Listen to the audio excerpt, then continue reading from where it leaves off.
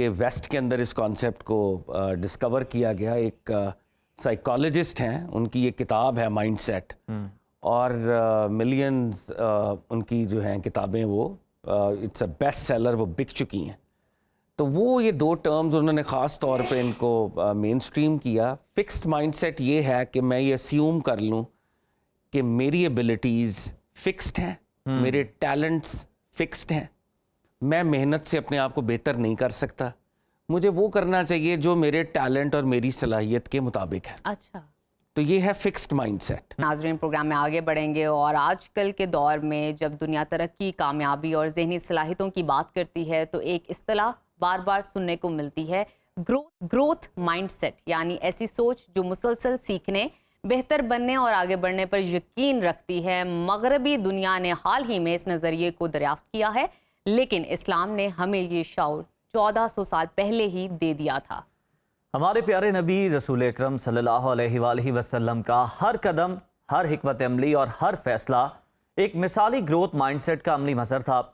جنگ بدر میں قلیل وسائل کے باوجود بہترین حکمت عملی, صلح حدیبیہ میں وقتی پسپائی کو مستقبل کی فتح میں بدلنے کا ویژن, یا طائف کے پتھروں کے جواب میں دعا کا جذبہ, یہ سب ہمیں سکھاتے ہیں کہ جب تک زندہ ہو تو ناکامی منزل نہیں, آغاز بن جاتی ہے.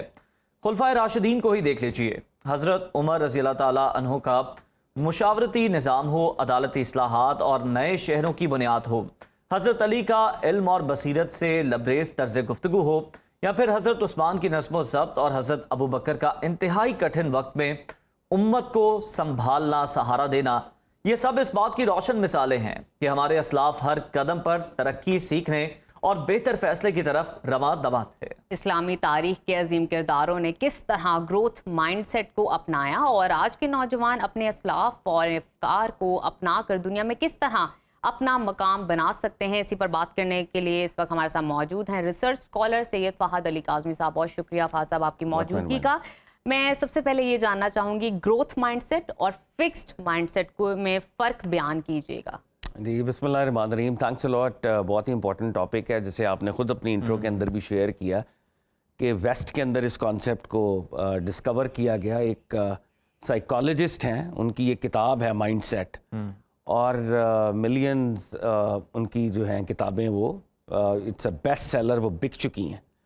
تو وہ یہ دو ٹرمز انہوں نے خاص طور پہ ان کو مین اسٹریم کیا. فکسڈ مائنڈ سیٹ یہ ہے کہ میں یہ اسیوم کر لوں کہ میری ایبلٹیز فکسڈ ہیں, میرے ٹیلنٹس فکسڈ ہیں, میں محنت سے اپنے آپ کو بہتر نہیں کر سکتا, مجھے وہ کرنا چاہیے جو میرے ٹیلنٹ اور میری صلاحیت کے مطابق ہے. اچھا, تو یہ ہے فکسڈ مائنڈ سیٹ. آپ نے دیکھا ہوگا کہ ہم بھی جب اسکول کالج میں تھے تو ہمارے ٹیچرز ایٹ ٹائمز ہمیں فکسڈ مائنڈ سیٹ کے تحت ہی ایویلویٹ کرتے تھے. مطلب اگر کوئی بچہ جو ہے وہ میتھس میں اچھا پرفارم نہیں کر رہا تو میں کہوں گا کہ یہ نکما ہے, حالانکہ ہو سکتا ہے کہ اس کے اندر کوئی اور ہڈن ٹیلنٹ ہو جو ابھی ڈسکور نہیں کیا. اور ایک اور چیز ہے, اگر آپ پیراگراف اچھے طریقے سے یاد نہیں کر رہے ڈٹو, تو اس کا مطلب آپ انٹیلیجنٹ نہیں ہو. بالکل. تو ہمارے ہاں ٹریڈیشنل اسکولنگ کے اندر, ٹریڈیشنل کالج یونیورسٹی کے اندر یہ فکسڈ مائنڈ سیٹ کہ ٹریٹس, ٹیلنٹ, ایپٹیچیوڈ فکسڈ ہے, اور اگر کوئی شخص اس پیمانے پہ پورا نہیں اتر رہا تو پھر وہ is a gone case. Growth mindset اس کے برعکس ہے. آپ ٹیلنٹ بھی کلٹیویٹ کر سکتے ہیں, آپ ایبلٹیز کو ڈیولپ کر سکتے ہیں.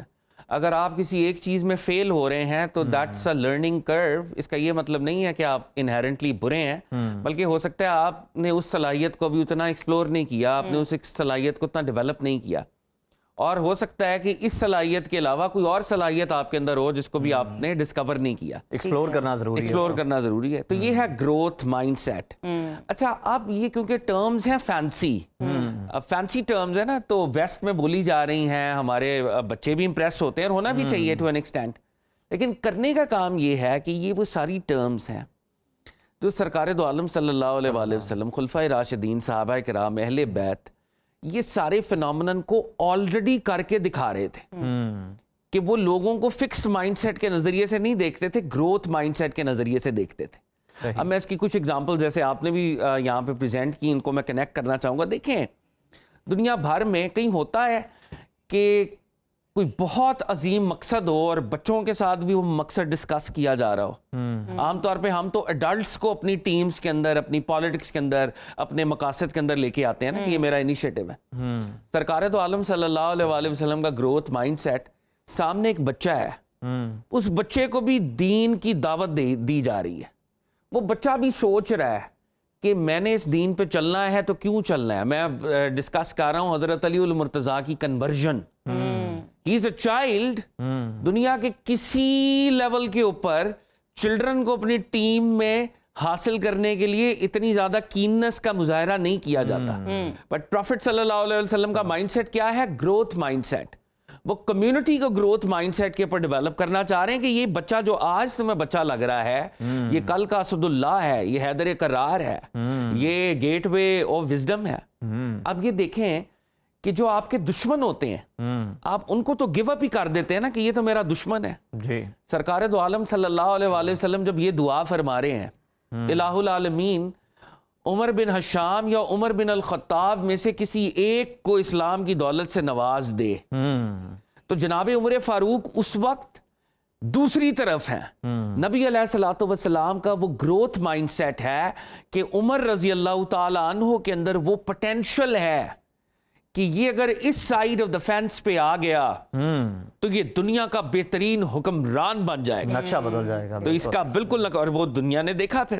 لیکن اگر فکسڈ مائنڈ سیٹ ہوتا اور ہم کہتے ہیں یہ تو بچہ ہے، یا فکس مائنڈ سیٹ ہوتا ہے یہ تو ہمارا انیمی ہے، تو یہ تو ہمارے رینکس میں نہیں آ سکتا، ہی از اے گون کیس، زبردست تو مثال ہے. دنیا میں کبھی تبدیلی نہ آتی. بالکل. آپ یہ دیکھیں جیسے طائف ہے، جی اب پروفٹ صلی اللہ علیہ وآلہ وسلم کے پاس اللہ رب العزت نے، اللہ کے ملائکہ اسپرچول پاور کی مینیفیسٹیشن ہے نا، آپ دعا کریں یہ پہاڑ ان کے اوپر ہم دے مارتے ہیں. اور پروفٹ کیا فرما رہے ہیں؟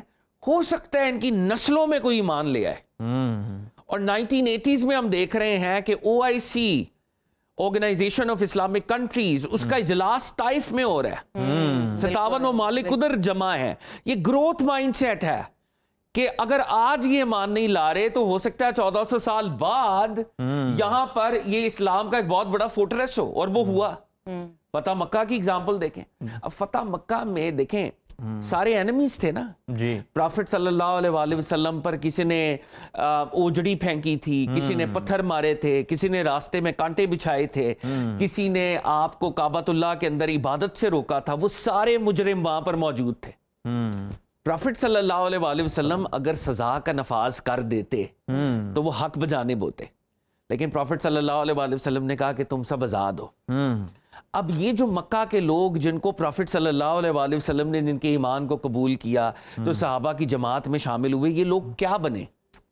یہ وہ لوگ بنے جنہوں نے رومنز اور پرشین امپائر کا مقابلہ کیا. اکرمہ بن ابو جہل. میں اسی جانب آنا چاہوں گا. نبی کریم صلی اللہ علیہ وآلہ وسلم کا تو ذکر ایسا ہے کہ آپ سنتے رہیں تو آپ کا جو دل ہے وہ کہتا ہے کہ بس یہ زلزلہ جاری و ساری رہے. آپ نے بات کی کہ جو پھر ہمارے اسلاف تھے، خلفائے راشدین تھے، پھر جو صحابہ کرام تھے، وہ کس طرح سے اس چیز کو لے کر آگے چلے. گروتھ مائنڈ سیٹ جو ہے اس پر انہوں نے کام کیا، اس کو آگے بڑھایا. اس کی بھی کچھ چند مثالیں جو ہمارے ناظرین کے سامنے. بالکل. میں آپ کے سامنے جو پروفٹ کی اگزامپل رکھ رہا تھا وہ صحابہ کی اگزامپل بھی اس سے کنیکٹ ہو جائے گی. ابو جہل کا بیٹا اکرمہ بن ابو جہل وہ کمپینین آف دا پروفٹ بن گئے، اور رومن امپائر کے خلاف جب جنگ ہو رہی تھی تو he was the general of that particular campaign. یعنی اگر ہم ان کو ڈسکارڈ نعوذ باللہ کر دیتے کہ یہ تو اینمی، ایک بہت بڑے اینمی کا بیٹا ہے، لیکن ایسا نہیں کیا گیا. پروفٹ صلی اللہ علیہ وآلہ وسلم نے اس کے بعد جناب عمر فاروق رضی اللہ تعالیٰ عنہ نے ان کو جنرلز کی صف کے اندر رکھا. خالد ابن ولید احد کے اندر ہمارے اینمی ہے، لیکن وہ گروتھ مائنڈ سیٹ ہے جو ان کو سیف اللہ بنا رہا ہے، اور حضرت عمر فاروق رضی اللہ تعالیٰ عنہ ان کو کمانڈر بنا رہے ہیں. تو کمپینینز آف دا پروفٹ، خاص طور پہ جناب عمر فاروق رضی اللہ تعالیٰ عنہ کی اگر ہم گورننس کو دیکھیں تو وہ مائنڈ سیٹ ہی گروتھ مائنڈ سیٹ. بالکل مائنڈ سیٹ ہی گروتھ مائنڈ سیٹ کا، کیونکہ تربیت ایسی ہوئی تھی جو کہ آگے بھی ہمیں نظر آئی. بہت شکریہ آپ کا فہد کاظمی صاحب.